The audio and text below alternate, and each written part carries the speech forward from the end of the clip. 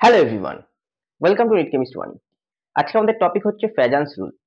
Chemical bonding chapter class 11 এর একটি most important topic হচ্ছে ফ্যাজান্স রুল। আগামী 5 মে এনটিএ তোমাদের নিট 2024 এক্সাম অর্গানাইজ করতে চলেছে।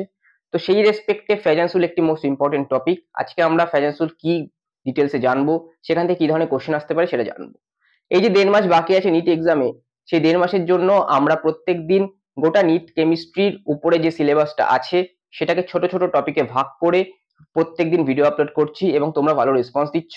তাই আগামী দিনে যারা নিট দিতে চলেছো বা যেই মেন বা ডাব্লিউবিজেই দিতে চলেছো, তারা অবশ্যই চ্যানেলটিকে সাবস্ক্রাইব করে রাখতে পারো। কেমিস্ট্রিতে তোমাদের সম্পূর্ণ ডিটেল অ্যানালিসিস এখান থেকে পেয়ে যাবে।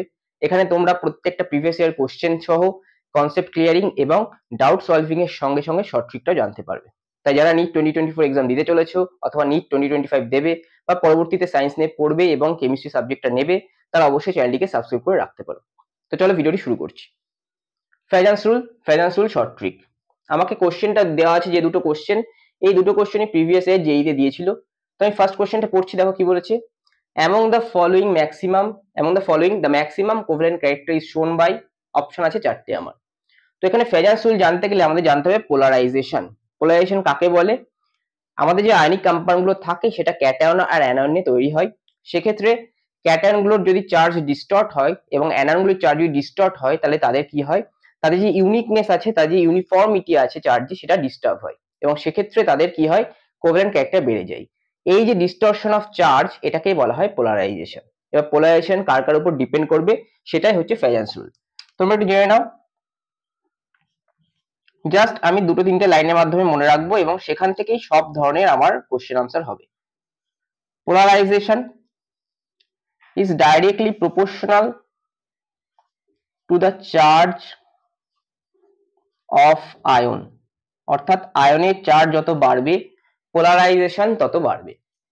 এবং polarisation is inversely proportional to the size of cation, অর্থাৎ ক্যাটায়নের সাইজ যত বাড়বে পোলারাইজেশন তত কমবে, ক্যাটায়নের সাইজ যত কম হবে পোলারাইজেশন তত বেশি হবে। তাহলে আমি এখানে লিখতে পারি, ক্যাটায়ন সাইজ যদি ডিক্রিজ হয় পোলারাইজেশন ইনক্রিজ হয়। আর একটা আমরা জানতে পারি অ্যানায়নের রেসপেক্টে, এটা এখানে লাগবে না আমাদের, তবুও বলে রাখছি, যদি তোমাদের অ্যানায়নের রেসপেক্টে কোনো কোশ্চেন দেয় তাহলে তোমরা কিভাবে করবে। পোলারাইজেশন চার্জের সঙ্গে তো বলে দিয়েছি, চার্জ যত বাড়বে পোলারাইজেশন তত বাড়বে, সেই সঙ্গে সাইজ অফ অ্যানায়ন যত বাড়বে পোলারাইজেশন তত বাড়বে। তাহলে সাইজ অফ অ্যানায়নের সাথে ডাইরেক্টলি প্রপোর্শনাল আর সাইজ অফ ক্যাটায়নের সঙ্গে ইনভার্সলি প্রপোর্শনাল। নাও পোলারাইজেশনের সঙ্গে কোভ্যালেন্ট ক্যারেক্টারের রিলেশন কি? তাহলে polarisation is directly proportional to covalent character। তাহলে আমরা বলতে পারি, এখানে যে কোশ্চেনটা আছে আমাদের, সেখানে কি কি আয়ন আছে দেখো। এখানে Fe2+ আছে, এখানে Sn2+ আছে, এখানে অ্যালুমিনিয়াম 3+ আছে, আর এখানে ম্যাগনেসিয়াম 2+ আছে। তাহলে আমাদের দেখো এখানে চার্জ ও ডিফারেন্স আছে, এই তিনজনের চার্জ সেম আছে, একজনের চার্জ হায়ার আছে, আর সাইজটা আমাদের দেখতে হবে। তাহলে আমরা বলতে পারি এখানে কি, সাইজ অফ ক্যাটায়ন যত কম হবে পোলারাইজেশন তত হায়ার হবে, কোভ্যালেন্ট ক্যারেক্টার ততই বাড়বে। সিমিলারলি চার্জ অফ ক্যাটায়ন যত বাড়বে পোলারাইজেশন তত ইনক্রিজ হবে আর কোভ্যালেন্ট ক্যারেক্টারও তত বাড়বে। তাহলে আমরা এখানে দেখতে পাচ্ছি হাইয়েস্ট চার্জ কোথায় আছে, দেখো হাইয়েস্ট চার্জ অ্যালুমিনিয়ামে আছে। আর সাইজের রেসপেক্টে যদি দেখি, সেক্ষেত্রেও আমার অ্যালুমিনিয়ামটা হচ্ছে স্মলেস্ট বাকিদের রেসপেক্টে, কারণ বাদিক থেকে ডান দিকে গেলে সাইজ কমে।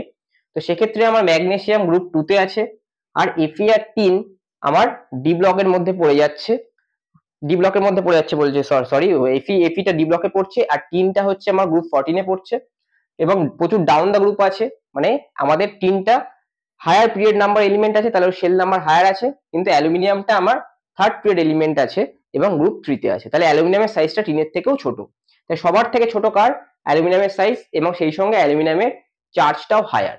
তাহলে সেক্ষেত্রে পোলারাইজেশন কোথায় হায়ার হবে? অ্যালুমিনিয়ামে হায়ার হবে, এবং অ্যালুমিনিয়ামে যদি পোলারাইজেশন হায়ার হয়, কোভ্যালেন্ট ক্যারেক্টারও হায়ার হবে। Next question 2, which one represents the correct order of polarizing power? তাহলে আমাদের কে কে আছে দেখো, ক্যালসিয়াম, ম্যাগনেসিয়াম, বেরিলিয়াম, পটাশিয়াম। এখানে প্রত্যেকের দেখো দুটো প্লাস চার্জ আছে, শুধু পটাশিয়ামের একটা প্লাস আছে। তাহলে আমি যদি এদের সাইজটা ফার্স্ট একবার দেখে নিই, তাহলে গ্রুপ 1 এ এখানে আছে পটাশিয়াম ফোর্থ পিরিয়ডে, বেরিলিয়াম আছে আমার সেকেন্ড পিরিয়ডে, থার্ড পিরিয়ডে আছে ম্যাগনেসিয়াম, আর ফোর্থ পিরিয়ডে আছে ক্যালসিয়াম। তাহলে সাইজের রেসপেক্টে যদি দেখি, সব থেকে হাইয়েস্ট কার সাইজ?